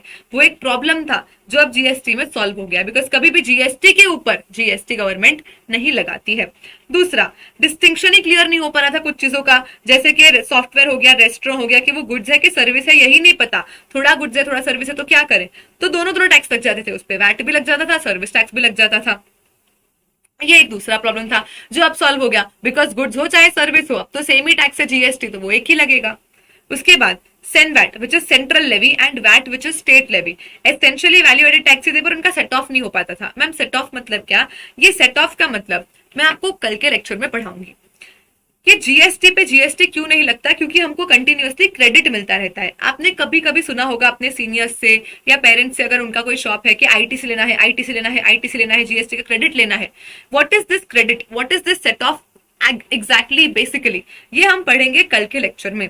लेकिन पहले क्या होता था, मान लो मैंने परचेज तो कर लिया इंटर स्टेट, तो मुझे लग जाता था सीएसटी। अब मैंने सेल किया है इंट्रा स्टेट, मैंने चार्ज कर लिया वैट। अब एक्चुअली तो दोनों टैक्सेस सिमिलर नेचर के ही है, बस इंटरस्टेट इंट्रास्टेट था, एक सेंट्रल लेवी है एक स्टेट लेवी है, तो इन दोनों का आपस में सेट ऑफ हो जाना चाहिए कि अगर मुझे इतना टैक्स पे करना है और सामने मैंने इतना टैक्स कलेक्ट किया है, तो माइनस करके सेट ऑफ करके ही मेरे को और पे करना पड़ना चाहिए ना। लेकिन ऐसा नहीं होता था, डबल डबल अपने को देना पड़ता था और सब कुछ अपने कॉस्ट का पार्ट बन जाता था। ये जो क्रेडिट का पूरा चेन है ना, ये मैं आपको कल की क्लास में अच्छे से समझाऊंगी, ठीक है मैम। और मल्टीपल टैक्सेस थे जो हमको पे करने पड़ते थे, like VAT, service tax, luxury tax, entertainment tax etcetera. ये सब इंटीग्रेटेड ही नहीं थे, तो जितने ज्यादा टैक्सेस उतने ज्यादा कंप्लायंसेस, एक एक करके सारे टैक्स भरो, सबका ध्यान रखो, सीए को फीस दो, एडवोकेट को फीस दो, ये सारे बहुत लफड़े होते थे। तो ये सारी क्या थी, डेफिशिएंसीज थी, प्रॉब्लम्स थी, इल्स थी। एग्जाम में कोई भी वर्ड यूज हो सकता है, डेफिशिएंसी, इल्स, प्रॉब्लम्स, नीड, ये सारी दिक्कतों के चलते हमको जरूरत पड़ गई, नीड हो गई कि 2017 में अल्टीमेटली हमको जीएसटी इंडिया में लाना ही पड़ा, राइट मैम। तो फिर जीएसटी किन कॉन्सेप्ट पे बन गया, जीएसटी है वैल्यू एडेड टैक्स। कैसे मैम, वो टैक्स का क्रेडिट का चेन समझाऊंगी तब समझ में आएगा। अभी जीएसटी में कोई कास्केडिंग नहीं होती है, सारा बर्डन फाइनल कंज्यूमर ही बेयर करता है, क्योंकि बीच के सारे लोगों को क्रेडिट मिल जाता है। ये क्रेडिट कैसे वर्क करता है मैम, क्यों वैल्यू एडेड टैक्स, इसकी एक पूरी कहानी विथ एग्जाम्पल हम क्या करेंगे, कल की क्लास में समझेंगे। बोलो तो मैम आज बस इतनी सी ही क्लास होगी क्या? हाँ, बिकॉज हाफ एन आवर का अपना पूरा कॉन्सेप्ट है ये क्रेडिट अंडर जीएसटी, यही तो पूरा फाउंडेशन है मेन जीएसटी। जीएसटी लाने का जो एग्जैक्ट मेन पर्पस था वो यही तो था कि टैक्स पे टैक्स ना लगे, क्रेडिट सबको मिलती जाए, टैक्स कभी अपनी कॉस्ट का पार्ट ना बन जाए, सबको क्रेडिट मिलती जाए, वो एक मेन फाउंडेशन था। आईटीसी, इनपुट टैक्स क्रेडिट, जो जीएसटी में मिलता है, वो सबसे डिस्टिंक्ट, यूनिक और बेस्ट फीचर है जीएसटी का, जिसके फाउंडेशन पे पूरा जीएसटी बना है। तो ये फाउंडेशन आराम से इतना बड़ा पूरा एग्जाम्पल लेके और हम अच्छे से कल की क्लास में समझेंगे कि क्यों बेसिकली जीएसटी आने से सारी प्रॉब्लम ही सॉल्व हो गई। वो जो 2-3 पॉइंट मैंने अभी आपको छुड़वाए हैं कि वैल्यू एडेड टैक्स क्या होता है मैम, फाइनल बर्डन क्यों कंज्यूमर कैसे बेयर करता है, बीच के लोगों को कैसे क्रेडिट मिलता है, ये पूरी चीज आज सस्पेंस में रहेगी, जिसको हम कल की डेट में समझेंगे। ओके मैम, तो आज हमने क्या किया, आज सिर्फ हमारा इंट्रोडक्शन था कि आपको क्या पढ़ना है ये आपको समझ में आए। तो अपना जो अब पूरा सिलेबस है ना आईडीटी का, उसको अपन बोल सकते हैं कि कुछ चीजें हैं एकदम थियोरी, कुछ चैप्टर्स एकदम थियोरी टाइप के चैप्टर है, जैसे कि अकाउंट्स रिकॉर्ड्स नाम का एक चैप्टर है, रजिस्ट्रेशन के बहुत सारे पार्ट्स है। अभी अपन ये जो चैप्टर नंबर 1 पढ़ रहे हैं, जीएसटी इन इंडिया इंट्रोडक्शन, ये सब क्या है देखो मैं आपको इंडेक्स में से बताती हूँ। मॉड्यूल में टोटल अपने पास 15 चैप्टर्स है, जिनको मैं ब्रेक करती हूँ 18 चैप्टर्स में। तो कुछ कुछ चैप्टर्स ऐसे हैं जिनको अपन 2 पार्ट में पढ़ते हैं। तो जीएसटी इन इंडिया इंट्रोडक्शन तो आपको समझ में आ ही रहा है कि किस टाइप का चैप्टर है। हाँ मैम, कि हमको इंट्रोडक्शन मिल रहा है, बस जीएसटी कब आया, कौन से साल में आया, क्यों आया, पहले क्या प्रॉब्लम्स थी, ये सब हम देखेंगे। फिर इंपॉर्टेंट टर्म्स मतलब सारी डेफिनेशन समझेंगे कि जीएसटी में गुड्स क्या होता है, सर्विस क्या होता है, टैक्स क्या होता है, बिजनेस क्या होता है, और रिलेटेड पर्सन कौन कौन होते हैं, तो बहुत सारे टाइप के डेफिनेशंस जो हमको सारे चैप्टर्स में काम लगेगी वो हम पढ़ेंगे। फिर सप्लाई अंडर जीएसटी, जैसे इनकम होने पे इनकम टैक्स लगता है, इंपोर्ट एक्सपोर्ट होने पे कस्टम ड्यूटी लगता है, वैसे ही गुड्स और सर्विसेज का सप्लाई होने पे जीएसटी लगता है। तो हम वो एग्जैक्ट पॉइंट, वो एग्जैक्ट मोमेंट क्या है, वो इवेंट क्या है मैम जो होने से टैक्स लग जाएगा सप्लाई, उसके बारे में समझेंगे। फिर चार्ज, जीएसटी कौन चार्ज करेगा, कब चार्ज करेगा, कैसे चार्ज करके कौन पे करेगा, किसकी लायबिलिटी होगी, ये देखेंगे। कॉम्पोजिशन लेवी एक और कॉम्पोजिट मिक्स सप्लाई एक अलग ही छोटे छोटे टॉपिक्स है जो आपको तब साथ में समझ में आएंगे। फिर जीएसटी में अपन लेते हैं रजिस्ट्रेशन, तो मैं आपको ऑनलाइन जीएसटी के पोर्टल पे अपन जाएंगे, अपन देखेंगे www.gst.gov.in की जो वेबसाइट है वहां पे अपन प्रैक्टिकली जाएंगे, देखेंगे कहाँ से कैसे रजिस्ट्रेशन होता है, कौन सा फॉर्म होता है, क्या होता है, कैसे अपन रजिस्ट्रेशन लेते हैं। रजिस्ट्रेशन लेने के बाद अपन लोगों को टैक्स इनवॉइसेस इशू करेंगे, जीएसटी कलेक्ट करेंगे, तो किस टाइम पे जीएसटी गवर्नमेंट को पे करना पड़ता है, कौन सी वैल्यू पे जीएसटी पे करना पड़ता है, कौन सा प्लेस यानी कौन सी स्टेट की गवर्नमेंट को उस जीएसटी का पैसा मिलेगा। एग्जेम्पशन क्या है कि मैम कुछ कुछ चीजों पे तो जीएसटी लगता ही नहीं है। आज आप देखो मिल्क, सॉल्ट, इंटरेस्ट इनकम हो गया, इन सारी चीजों पे तो मैम जीएसटी लगता ही नहीं है। क्यों? क्योंकि वो एग्जेम्प्ट है। फिर ये the very foundation of GST, input tax credit, कैसे किसको क्रेडिट्स मिलते हैं ये हम देखेंगे। फिर गवर्नमेंट को पेमेंट हम कैसे करते हैं मैम, ऑनलाइन पेमेंट करना होता है, कैश से करना होता है, कोई लेजर मेंटेन होता है, अपना चालान बनाना पड़ता है, कैसे हम गवर्नमेंट को पेमेंट करते हैं वो देखेंगे। फिर टीडीएस और टीसीएस के कॉन्सेप्ट है वो समझेंगे। हमको अकाउंट्स रिकॉर्ड्स मेंटेन करने पड़ते हैं, तो मैम कितने साल तक मेंटेन करेंगे, कौन से अकाउंट्स रिकॉर्ड्स होते हैं। जब गुड्स एक जगह से दूसरी जगह पे मूव करने हैं तो ई वे बिल नाम के एक डॉक्यूमेंट के साथ मूव करने पड़ते हैं। वो डॉक्यूमेंट क्या होता है, कब बनता है, कौन बनाता है, कितने पीरियड के लिए वैलिड रहता है, कितनी वैल्यू पे बनाना पड़ता है। और लास्ट के हम जीएसटी में रिटर्न कब कौन सा भरते हैं। आप लोग सुनते होंगे ना हर महीने GSTR1 GSTR3 भी करके सुना होगा कि ये R1 भरना है, R3 भी भरना है, रिटर्न्स भरने हैं। तो ये कौन से रिटर्न्स, कब ड्यू डेट क्या होती है, टाइम पे नहीं भरा तो लेट फीस क्या होती है, ये सारी चीजें हम रिटर्न्स के चैप्टर में पढ़ेंगे। So this is the syllabus basically. यानी आपको इतना समझ में आता है कि अगर हमारा ये पूरा सिलेबस खत्म हो जाता है तो हम इस पोजीशन पे आ जाएंगे कि अगर हमारे पेरेंट्स के पास जीएसटी नंबर है, उनकी वो शॉप है, तो हम उनको सब बता सकेंगे कि कौन से टाइम पे आपको टैक्स भरना चाहिए, किस वैल्यू पे भरना चाहिए, कौन सा रिटर्न भरना है, कब भरना है, टाइम पे नहीं भरा तो क्या लेट फीस लगेगी, अकाउंट्स रिकॉर्ड्स क्या मेंटेन करने हैं आपको, कितने टाइम तक मेंटेन करने हैं, आप सब कुछ उनको बता पाओगे। इस पोजीशन पे अपन क्या हो जाएंगे, आ जाएंगे। बोलो यस और no. Understood about the syllabus. अब इसमें मैम किसका वेटेज कितना होता है, हम कैसे पढ़ेंगे, एग्जाम के एक दिन पहले हम सब कुछ कैसे रिवाइज करेंगे, पेपर कैसे लिखना है, विथ द बैच एक एक क्वेश्चन का आपको आंसर मिलते जाएगा। This is it for today. कल अपन वापस मिलेंगे एंड फिर आगे अपन कंटिन्यू करेंगे जहां पे the very foundation of GST, input tax credit क्या होता है, कैसे मिलता है, सब कुछ अपन समझेंगे कि बर्डन बेसिकली शिफ्ट होता कैसे है। मैम आपने बोला कि person paying the tax and bearing the burden are two different people, तो वो डिफरेंट पर्सन पे बर्डन कैसे शिफ्ट करते हैं, एग्जैक्टली क्या मैकेनिज्म होता है, वो आज सस्पेंस में रहेगा जिसको हम नेक्स्ट लेक्चर में करने वाले हैं। बोलो मजा आया सबको मेरे साथ, you had fun in the lectures which is very important. 3 promises है ना मेरे, समझ आएगा, मजा आएगा और याद होगा। कभी भी ये जो 50-60 आवर्स आप मेरे साथ हो, इसमें आपको लगता है कि मैम समझ में तो आ ही रहा है, आप अच्छा ही पढ़ाते हो, कोई प्रॉब्लम नहीं है, मजा भी आ रहा है, पर मैम याद नहीं हो पा रहा है, हम इसको लिख पाएंगे एज इट इज एग्जाम में, तो आपको मुझे बोलना है कि मैम ये टॉपिक ना याद नहीं हो रहा है, मेरी रिस्पॉन्सिबिलिटी है। These lectures are not like your regular lectures of any other subject that you are studying, जहां पे आपको आफ्टर लेक्चर सेल्फ स्टडी करके बैठ के चीजों को याद करना है। आपको होमवर्क में सिर्फ रिविजन करना पड़ेगा, एक्स्ट्रा प्रैक्टिस करनी पड़ेगी। याद मैं आपको सब कुछ क्लास में करवाऊंगी, समझाऊंगी मैं आपको सब कुछ क्लास में। तो कभी भी लगे कि मैम ये चीज लर्न भी हो गई, समझ भी आ गई, हम थोड़ा सा बोर हो रहा है, थोड़ा सा मजा नहीं आ रहा है, तो tell me. I don't want कि for these 60 hours, even for half an hour, आपको कभी भी ऐसा लगे कि मैम बोर हो गया, मैम मजा नहीं आया, मैम समझ नहीं आया। तीनों चीजें हमेशा यस यस यस ही चलनी चाहिए, समझ भी आ रहा है, मजा भी आ रहा है, याद भी हो रहा है, तब तो क्लासेस का मतलब रहेगा। सो बी ओपन विथ मी, जो भी है एक्टिव रहो, चैट बॉक्स में लिखते रहो, मेरे साथ बने रहो, आपको बिल्कुल बोर नहीं होगा, आपको बहुत मजा आएगा। And 45 plus at least I am saying, मेरे स्टूडेंट 50 आउट ऑफ 15 जीएसटी लाए हैं। सीए फाइनल लेवल पे 89 मार्क्स भी अपना स्टूडेंट लेके आया है आउट ऑफ 100। मेरे खुद के 82 थे, all India highest marks last attempt अपने स्टूडेंट के थे। तो इस तरीके से हम लोग पढ़ते हैं, इस तरीके से हम लोग पढ़ते हैं कि आपका पेपर इंडिया का बेस्ट पेपर होना चाहिए। Yes ma'am. हाँ, कल संडे है मतलब क्लास नहीं होगा ऑफ कोर्स, कल एज इन जब भी अपना नेक्स्ट क्लास है, वो team will share the schedule and links and everything with you. और आपको कोई भी प्रॉब्लम है आप टीम के साथ कनेक्ट कर सकते हो, आपको पर्सनल कोई भी प्रॉब्लम है, I am always here. Girls and boys specially, the only female faculty I am in the fast team. आपको कभी भी कुछ भी लगता है कि आप बात करनी है मैम, शेयर करना है, I am there always with you like your elder sister, friend, whatever you consider, I am here. You can any time text me, number मैंने आपको दे रखा है। अपार्ट फ्रॉम द क्लासेस कोई भी problem है, just connect with me, absolutely no problem, like your friend, mentor, sister, whatever you consider, you can contact me, you can count on me. ठीक है, चलिए जल्दी जल्दी से मेरे को बता दो, बाय बोल दो कि हाँ मैम एंजॉय किया, मजा आया। ये मेरे लिए बहुत इंपॉर्टेंट है कि रोज आप मेरी क्लास एंजॉय करो और आपको मजा आए, याद हो जाए सब कुछ। हाँ जी मैम, वी हैड फन। चलो फिर आज के लिए अपन साइन ऑफ करते हैं, आप आगे पढ़ो, लॉ पढ़ो, डीटी पढ़ो। डन गाइस, चलो take care, see you all in the next class, bye bye.